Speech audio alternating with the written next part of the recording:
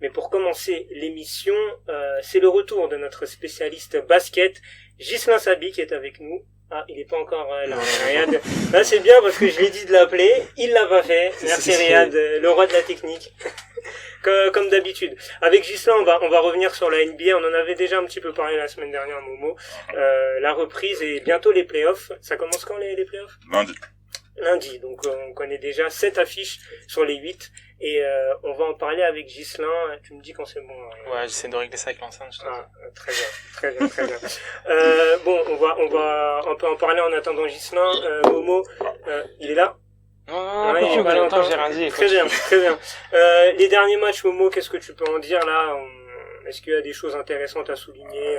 L'info importante de la nuit, c'est qu'on connaît les 2 qualifiés pour les play-in, les barrages en tout cas qui seront accessibles aux playoffs qui démarreront lundi. Ouais.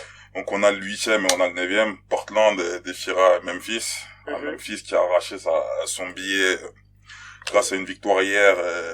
C'était face à qui jouait déjà hier. Enfin, ils ont gagné à l'arrache hier in extremis pour rafler le dernier billet.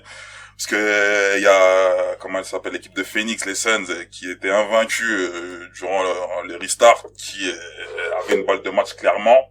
Ouais. En gros, ils ont gagné tous leurs matchs. Les 8 matchs qu'ils avaient à disputer dans la bulle, ils les ont tous gagnés. Et Memphis était dans l'obligation de remporter son match pour se qualifier. Chose qu'ils ont faite, c'était face à Milwaukee, exactement. Sans Giannis Antetokounmpo, etc. Donc bon.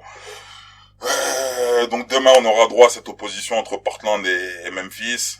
Et avantage à Portland sur la forme du moment, la forme intrinsèque.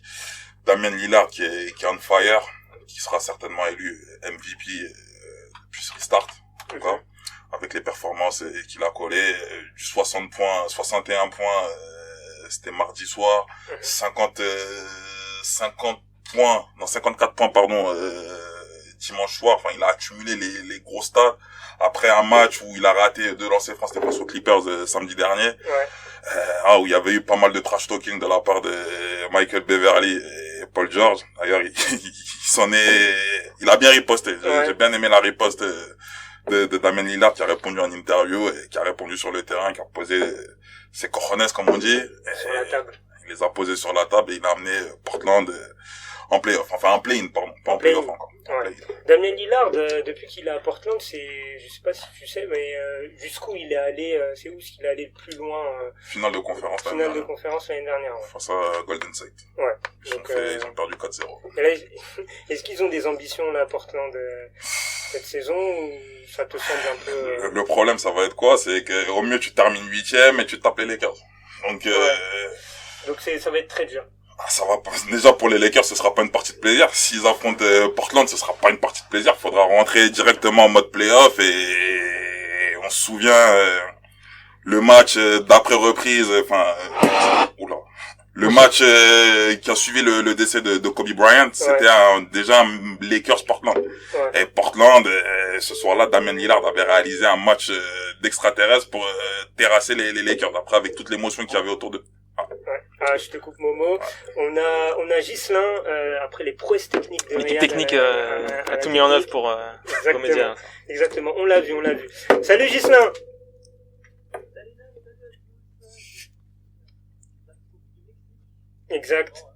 Exact, ça va, la vie est belle? Oui, la vie est belle, il y a du soleil, quoi. Ouais.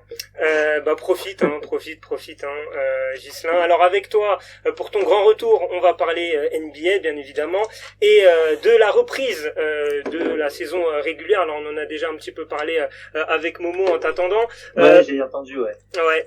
Toi, déjà, qu'est-ce que t'as pensé du restart et en termes de niveau de jeu déjà?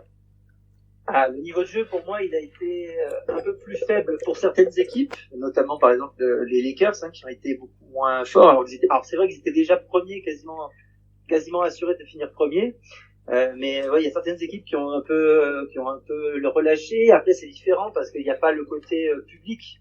Il y avait un public fictif, c'était des gens pouvaient se filmer depuis leur smartphone et on pouvait les voir, donc c'était différent. Les joueurs n'ont pas la même pression, il n'y a pas la même envie, on va dire, de certains joueurs, on a senti. Et puis il y a d'un autre côté un stress en moins pour d'autres.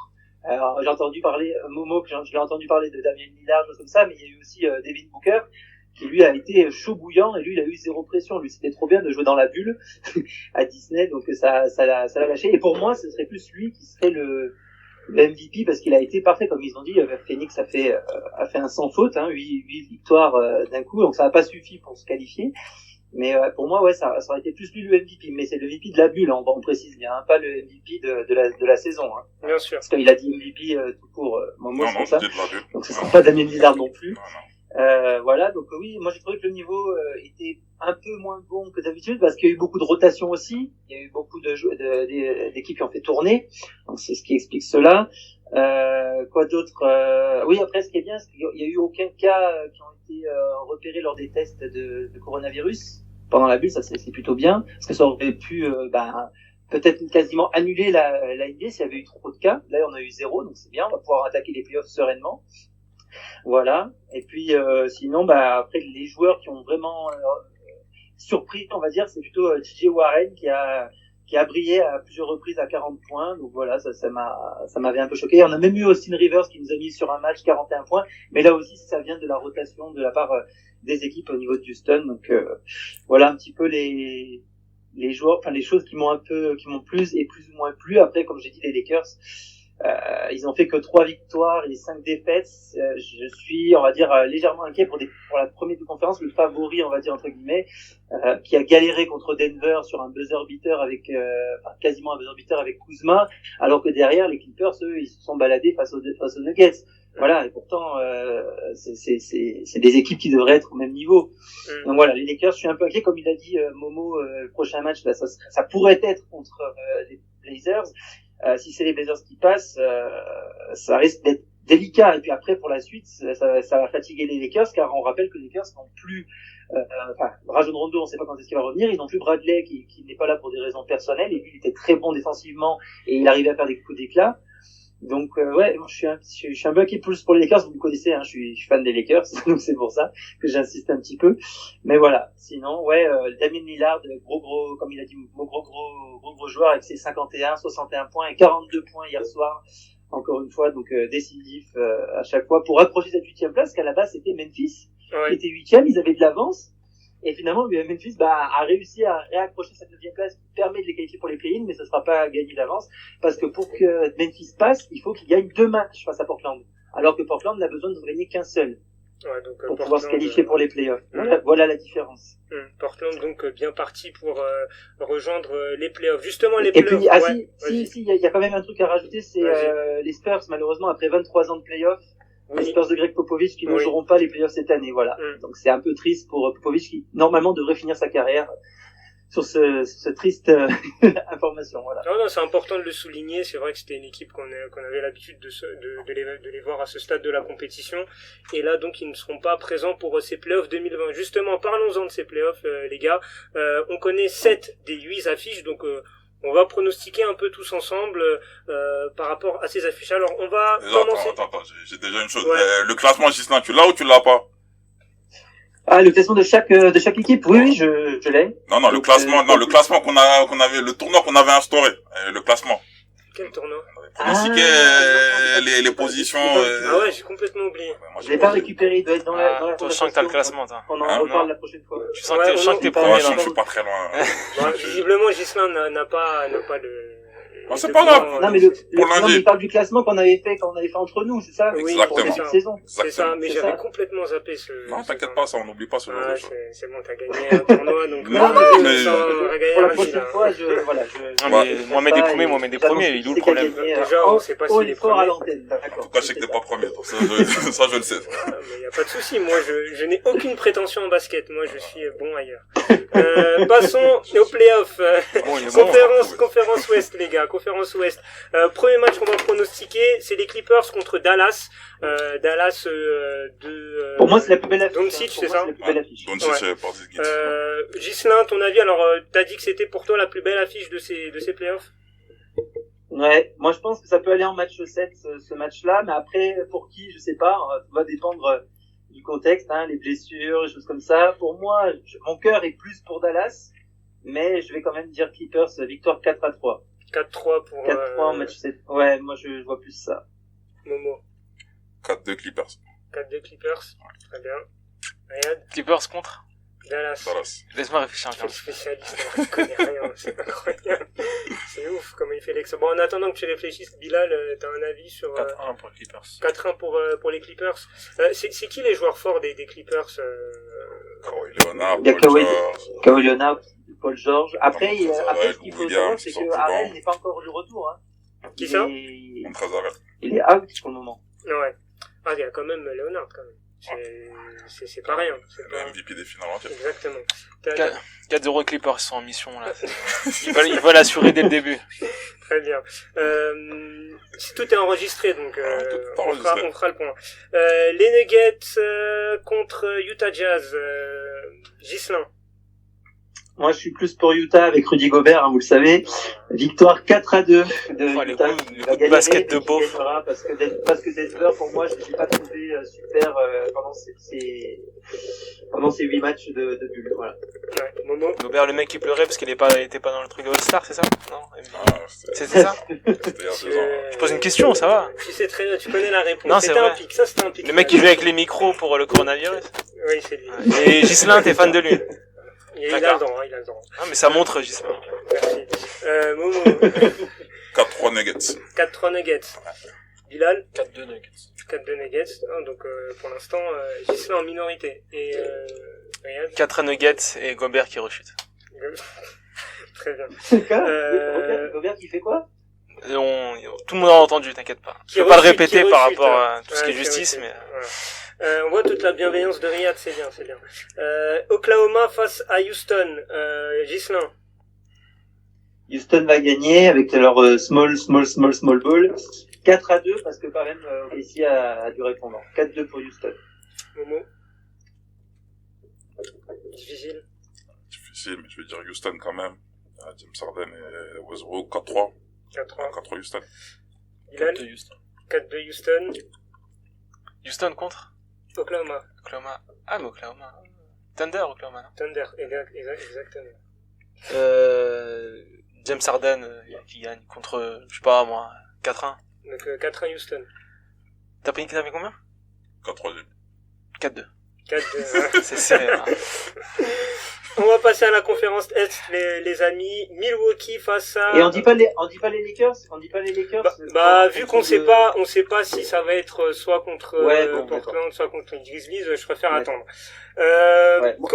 Conférence Est, Ghislain, Milwaukee face à Orlando Magic de Evan Fournier, le grand ami de Riyad. Sweep de Milwaukee. Oui, sweep de Milwaukee, 4-0. Il parle mal, lui.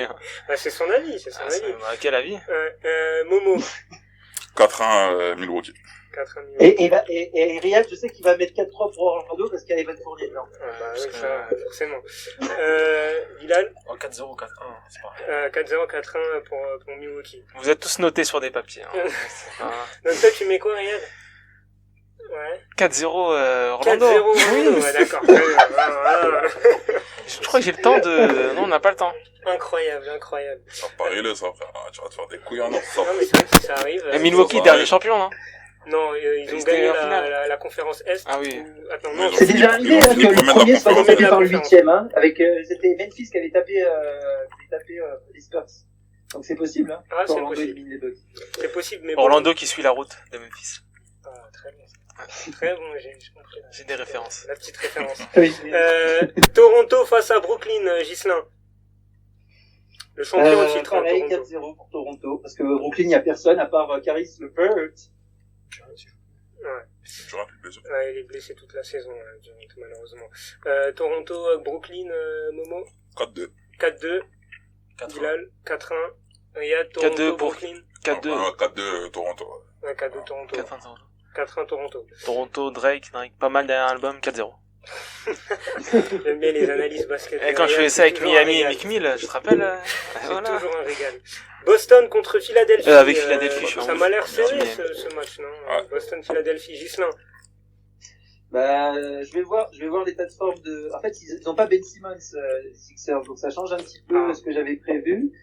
Mais bon, après Philadelphie, sur un premier tour, ils peuvent passer. Après, pour la suite, je pense que ça va être compliqué. Mais victoire 4-3 de Philadelphie contre les Celtics. 4-3, donc, pour Ghislain. Momo. J'adore Philly, mais je pense que Boston passera. 4-2 Boston. 4-2 Boston. Riyad. Boston, je pense à Larry Bird. Ouais. Philadelphie, je pense à Iverson. Mon cœur penche sur Iverson. 4-2 Philadelphie. 4-2 Philadelphie. Bilal. 4-2. Boston. 4-2 Boston Ouais, 4-2 pour Boston. Bilal. Et pour terminer, les amis, Miami face à Indiana. Gislain. Et toi, t'as dit quoi? Tu donnes pas tes pronos, Nas? C'est vrai que moi, j'ai Je t'ai rien pas donné. entendu, c'est pour ça. J'ai rien donné. Non mais il fait comme d'habitude, il sert des autres pronos, il calcule et après il Non, prend les points. franchement, sincèrement, c'est vrai, j'ai complètement Ouais, t'es oublié, très je me suis sincère, effacé. Je me suis effacé là sur ces pronos. Ouais, je vais les D'accord. dire d'affilée après Ah, derrière. c'est Voilà. Miami à Belle Indiana, technique, moi, Gislain. Pour moi, c'est Miami qui est meilleur avec une meilleure profondeur de banc, 4-2 pour Miami. 4-2 pour Miami, Gislain. Momo. Pareil, 4-2 Miami. 4-2 Miami, Bilal. 4-1 Miami. 4-1 Miami. 4 Miami comme Bilal. Très bien. Alors, je vais vous donner mes pronostics vraiment d'affilée. Mais je C'est vous jure étonnant. que- Non. Vraiment, j'ai complètement zappé. Alors, concernant la conférence Ouest, Clippers-Dallas, moi je vois un 4-1 pour les Clippers. Denver Nuggets contre Utah Jazz, je vois une victoire 4-3 des Nuggets. Oklahoma-Houston, victoire de Houston 4-0. Conférence Est, Milwaukee-Orlando Magic, Milwaukee 4-0, désolé Riyad. Toronto contre Brooklyn, Toronto pareil, tenant du titre 4-1, je vois quand même une petite victoire de Brooklyn. Boston-Philadelphie 4-3 pour Philadelphie et Miami-Indiana 4-3 pour Indiana. Voilà. Donc Pourtant, tout le monde avait mis Miami, non? Oui. Ouais. Tout est noté et je prendrai des notes et comme ça on fera un point et puis Gislain la semaine prochaine quand tu auras le fameux document que Momo recherche, on fera un point sur la saison régulière et sur le classement. Voilà. Merci Gislain en tout cas d'avoir interagi avec nous pour le basket. À la prochaine alors. Yes, à la prochaine. Pour le premier tour, premier tour des playoffs. Oui, on va commencer à débriefer les premiers matchs avec toi. Passe de bonnes vacances, profite bien. Voilà, merci, allez à bientôt. Ciao Gislain. Ciao.